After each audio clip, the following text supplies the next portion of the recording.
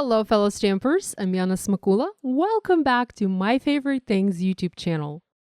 In this video, I'll show you how to create a card featuring My Favorite Things main squeeze stamp set.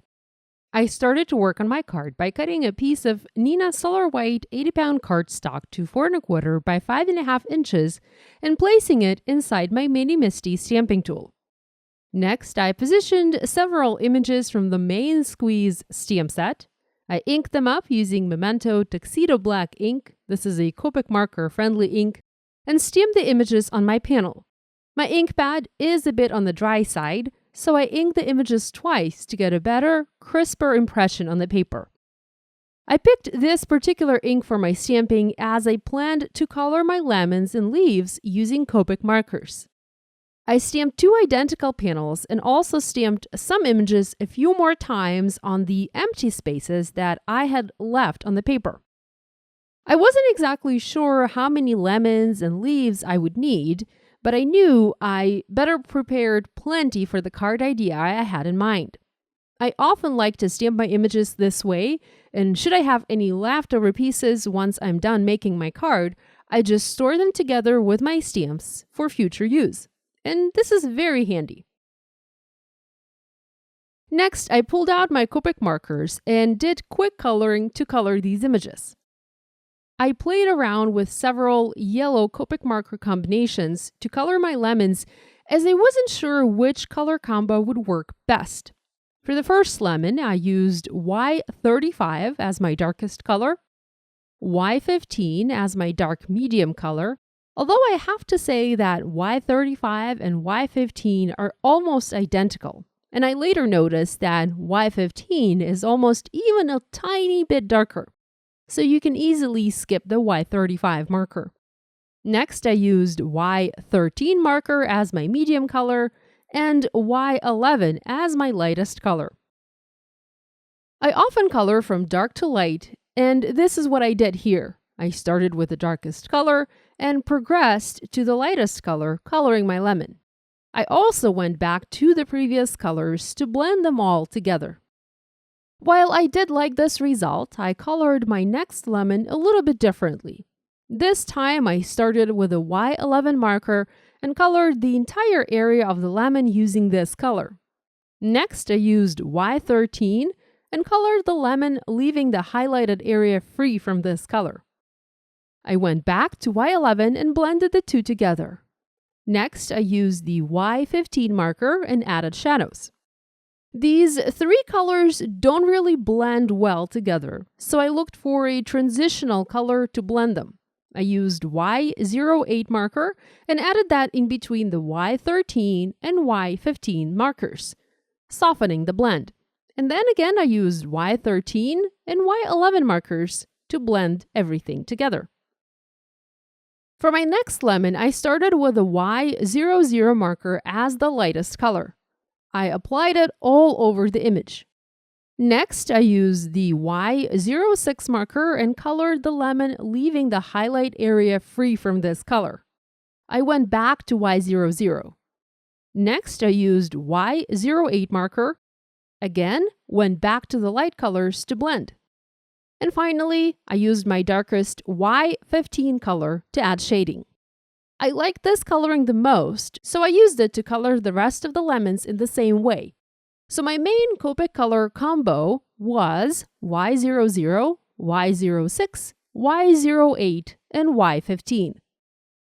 As for the leaves, I used the YG13 marker as my darkest color, YG01 as my medium color, and YG00 as the lightest color.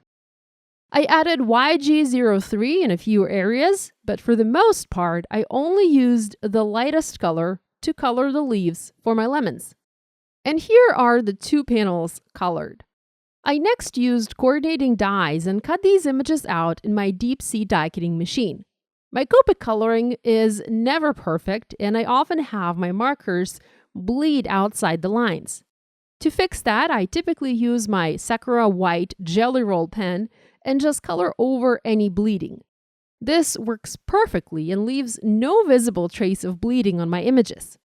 Now, you do need to wait for the marker to dry before coloring over it with a white pen, as if it's not dry, the color of the marker will color the pen. Especially, I've noticed that happening with red markers. So wait a minute or two before coloring that outline where the marker bled with a white pen. I love the combination of yellow and green with blue, so I decided to create a blue background for my card. You can use blue cardstock for your background. Use blue cardstock as is. Or you can add some interest to your paper using ink pads to create an abstract-looking background. I've been loving this look lately, and so to add interest to my background, I started with a light blue cardstock panel and added inked details using various color blue ink pads. I just dragged the ink pads on the paper, creating various effects. I wanted my panel to be dark blue, so I went rather heavy-handed for this background.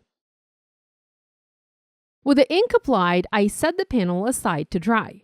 I was planning to dry emboss the sentiment, so I needed to make sure the panel would be perfectly dry before adding any heat embossing. Meanwhile, I played a little bit with the image placement. Next, once the panel was completely dry, I heat embossed my sentiment. I picked one that reads, "To my main squeeze." I treated my panel with anti-static powder, inked the image with clear embossing ink, stamped it, added white embossing powder, and heat set it with my heat tool. A quick tip for you, if you need your background to dry quickly, and if you have a hot foil machine, you can just set your panel on the hot surface of the hot foil machine, add another piece of paper over it, and that will help to absorb the moisture. And the panel will be dry in just a few minutes. This is a little bit better than using a heat tool, as using the heat tool might warp the panel. And it is also faster than letting the panel air dry, as air drying it might take several hours depending on the temperature and humidity in your area. Next, to add additional interest to the background, I used the same images and watermark ink and stamped them on my background. You can totally skip this step, but I think it adds a really nice touch to the card. The stamping ends up being very subtle, but it complements the stamped and colored images perfectly. With the background created, I used foam adhesive squares and foam mounted my colored images on top. I also used glue to adhere some additional leaves and leafy branches. I tried to cluster my lemons and use them to frame a sentiment in a way. The background panel was trimmed to 4 inches by 5.5 inches and was foam mounted onto an A2 white side-folding card base so that a little bit of white was showing on the left-hand side. Lastly, I used Nuvo drops in white to add several white dots onto my background and dress this card up. I love the way this project turned out, and especially that color combo. This was inspired by nature, by the look of lemons growing on a lemon tree against a vibrant blue sky. We don't have any lemon trees where I live. It's too cold for them here. But anytime I travel to a warmer climate, I can't get enough of the lemon trees. They just fascinate me. I don't know why.